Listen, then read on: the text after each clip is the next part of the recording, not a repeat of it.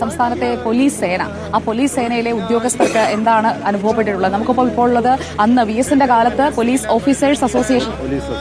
അസോസിയേഷന്റെ സംസ്ഥാന പ്രസിഡന്റായിരുന്ന ആളാണ്. ഇപ്പോൾ അദ്ദേഹം പെൻഷനേഴ്സ് അസോസിയേഷന്റെ സംസ്ഥാന ജനറൽ സെക്രട്ടറിയാണ്. VS-ന്റെ കാലത്തെ പോലീസിനോടുള്ള VS-ന്റെ നയം അതെങ്ങനെയാണ്? പോലീസിനെ നവീകരിക്കുന്നതിൽ സുപ്രധാനമായ ഒരു പങ്കാണ് വഹിച്ചിട്ടുള്ളത്.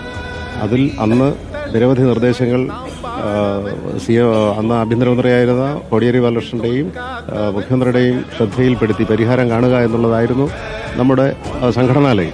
ആ ലൈനനുസരിച്ച് തന്നെ നമ്മൾ മുന്നോട്ട് നീങ്ങിയിരുന്നു. അതിന്റെ ഭാഗമായിട്ടാണ് ജനമൈത്രി പോലീസ്.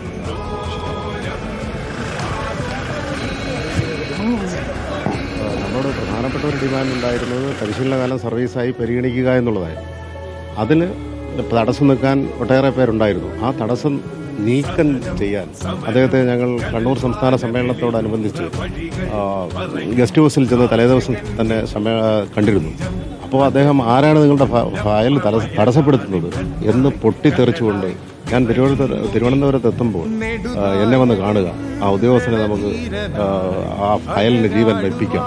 പക്ഷേ ആ പറഞ്ഞ വാക്ക് അദ്ദേഹം പാലിച്ചു.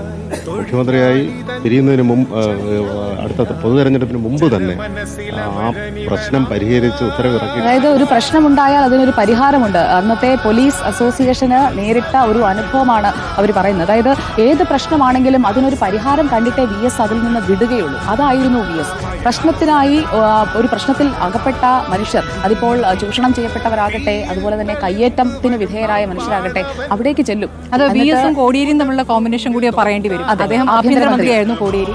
അതല്ലാതെ പാർട്ടിക്കകത്തെ VS-ന്റെ പിണക്കങ്ങളിൽ ഇടയ്ക്ക് നിന്ന് VS-നെ അനുനയിപ്പിക്കുന്ന ഒരു സാന്നിധ്യമായിരുന്നു, ഒരു മധ്യസ്ഥന്റെ ഒരു കോടിയേരിയുടെ ഇടപെടൽ വളരെ പ്രധാനപ്പെട്ടതാണ്. കാരണം പലപ്പോഴും കോടിയേരി വലിയ പ്രതിസന്ധിയിലായി പോയിട്ടുണ്ട് VS-ന്റെ നിലപാടുകൾ കൊണ്ട്. VS വളരെ ശക്തമായി നിലപാടെടുക്കും. ഇടയ്ക്ക് കോടിയേരി പറഞ്ഞിട്ടുണ്ട്, എന്നാൽ പിന്നെ എല്ലാവരും അങ്ങ് പൊക്കോട്ടെ എന്നൊക്കെ പറയുന്നൊരു നിലപാടിലേക്ക് കോടിയേരി പോയിട്ടൊക്കെ ഉണ്ട്. പക്ഷേ ഇതിനിടയിൽ